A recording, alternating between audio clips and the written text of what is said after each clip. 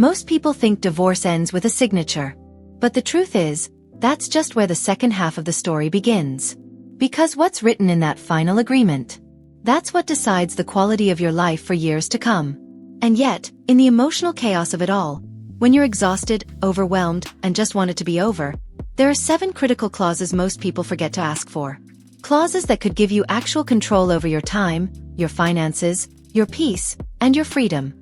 Without them, you may wake up one day to find that your ex still has legal access to your accounts, that you're on the hook for debt they promised to cover, or that a single sentence buried on page 43 has tied your hands more than you ever imagined. This video isn't just about legal advice. It's about protecting the future version of you. The one who doesn't want to be dragged back into court, who doesn't want to beg for basic privacy, who's trying to rebuild without looking over their shoulder. So if you're in the middle of a divorce, or even just starting to consider what life after might look like, stay with me. Because these 7 clauses might be the difference between truly moving on and feeling like you never really got out. One of the first things that gets overlooked, especially in high-conflict divorces, is health insurance. It's not dramatic. It's not emotional. But it can destroy your finances if you don't protect it. Too many people assume they'll stay covered under their spouse's policy until they figure things out. What they don't realize is that coverage often ends the moment the divorce is finalized. One day, you're scheduling a checkup. The next, you're getting a bill for thousands because your name was quietly dropped from the plan. That's why you need a health insurance continuation clause. It spells out, in writing, exactly how you'll stay covered, who's responsible for the premiums, how long the coverage will last, and what happens if your ex changes jobs or cancels the policy. Without this clause, you're relying on goodwill.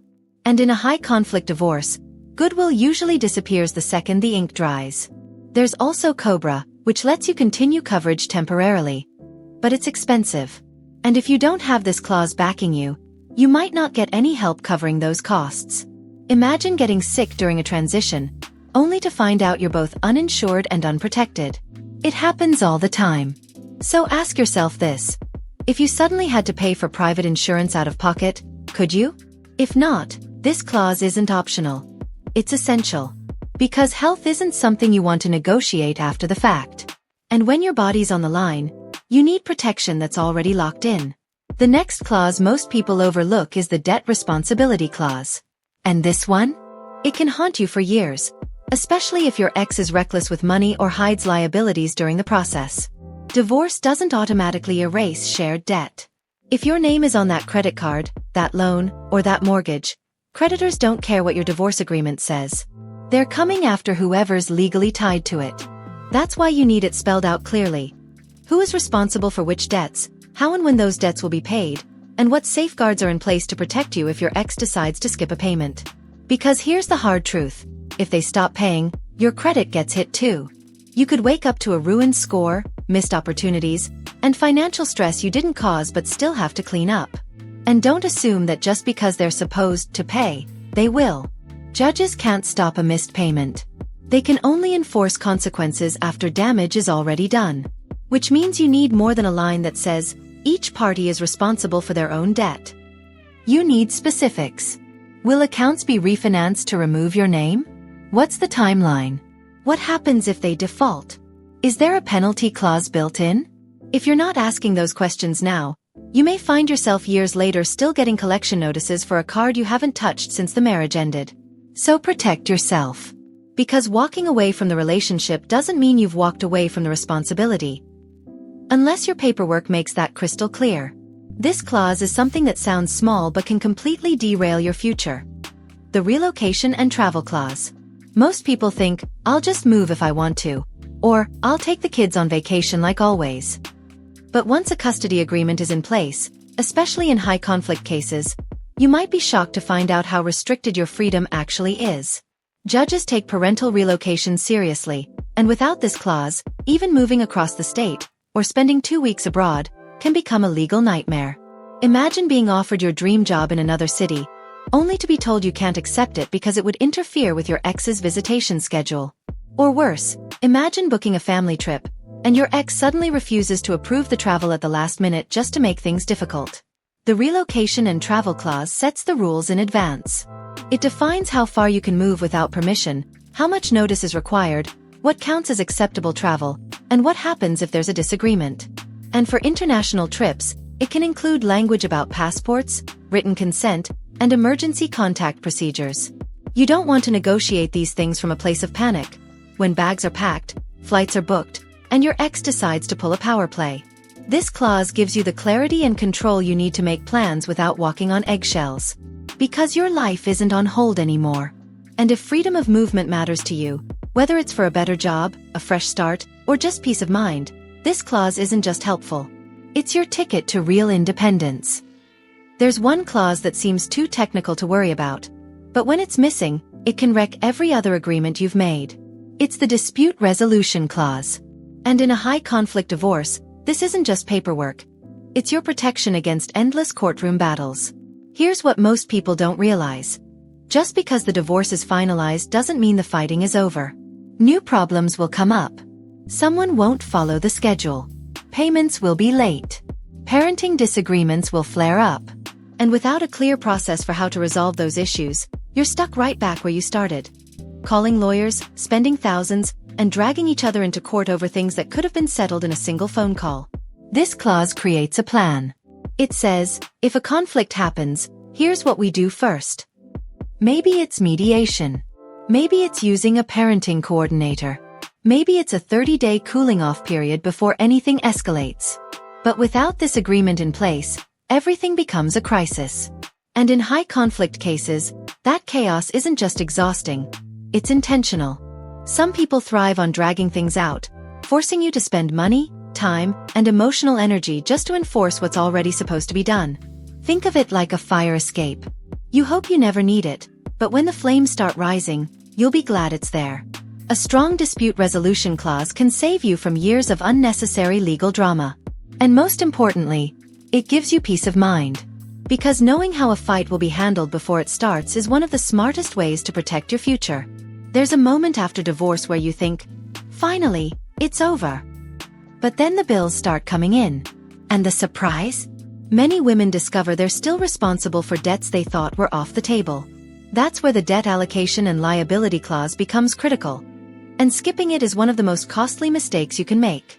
Here's the truth most people don't talk about. Just because your ex agreed to take on a debt doesn't mean the creditors care. If your name is still attached to the loan, credit card, or mortgage, you're still legally on the hook if they miss a payment. That means their financial recklessness can haunt your credit, drain your savings, or even land you in court for money you didn't spend. This clause does more than split up debt. It sets rules around who's responsible, when it must be paid, and what happens if someone defaults. You can include indemnification language that says, if you don't pay, I have the right to recover losses from you. You can require refinancing by a certain date. You can insist your name be removed from joint accounts. Because here's what's really at stake. Your ability to move on. To get a new apartment, qualify for a loan, or build financial stability without your ex dragging your credit down behind your back. Dividing assets is only half the story. If you don't protect yourself from shared liabilities, you're not really free. You're just waiting for a bill you didn't expect to destroy the future you're trying to rebuild. Don't let that happen. Insist on clarity. Demand protection. And never ever assume that he said he'd handle it is good enough. Put it in writing. Back it with consequences. Because your financial future depends on it. Most people assume the divorce decree is the final word, but here's the uncomfortable truth. If your ex decides to change jobs, retire early, or suddenly earns less, your financial support can vanish overnight. That's why a future income disclosure clause isn't just smart. It's essential. This clause forces accountability. It requires both parties to disclose major changes in income, bonuses, promotions, or new business ventures that could impact child support, alimony, or any financial arrangement tied to earnings. Without it, your ex could hide money, underreport income, or delay career moves just to avoid paying more. And unless you have proof or a clause backing your right to that information, your hands are tied. Think about it. You built your post-divorce budget around what the court ordered. But what if 6 months from now, your ex lands a high-paying job or launches a company, and suddenly their income doubles, while your support stays the same? If you don't have a mechanism to track that, you'll miss the opportunity to modify payments fairly. Worse, some exes manipulate the system. They know if they keep you in the dark, You can't fight for what you're owed. A disclosure clause prevents that. It keeps things transparent. It sets clear timelines for reporting income changes. Annually, quarterly, or any time income shifts by a certain percentage. In high-conflict situations, silence is strategy. And financial silence is a weapon. Don't give anyone the power to withhold crucial information about your future. If you're expected to live with the consequences of their financial choices, you deserve to know when those choices change. Transparency isn't a luxury. It's your shield.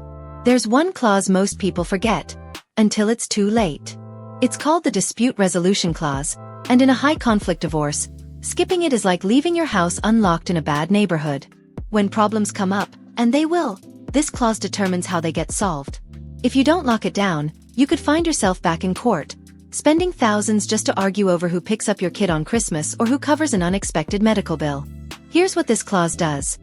It outlines the exact steps you and your ex must take if you disagree about custody, expenses, schooling, or anything else down the road. It can require mediation before court. It can mandate a parenting coordinator.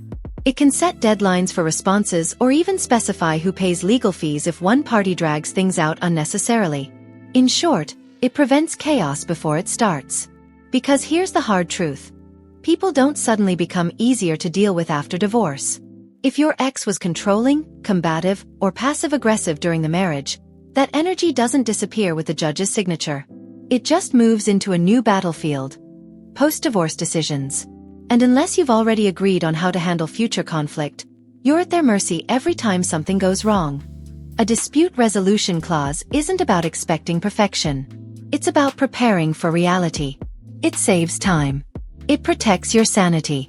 And most importantly, it gives you a plan when emotions are high and communication breaks down. Divorce doesn't end the conflict. It just changes the rules. So write those rules in advance.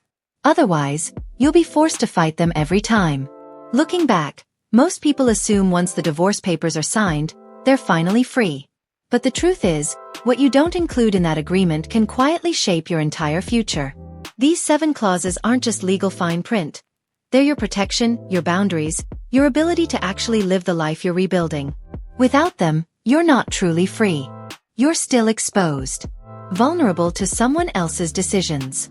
If you're facing divorce, or even finalizing one, you owe it to yourself to ask, am I setting myself up for independence, or am I leaving the door open for unnecessary stress, conflict, and regret? Because court orders don't prevent chaos. Clear, enforceable clauses do. Too many people walk away with less than they deserve, not because they didn't fight hard enough, but because they didn't know what to fight for.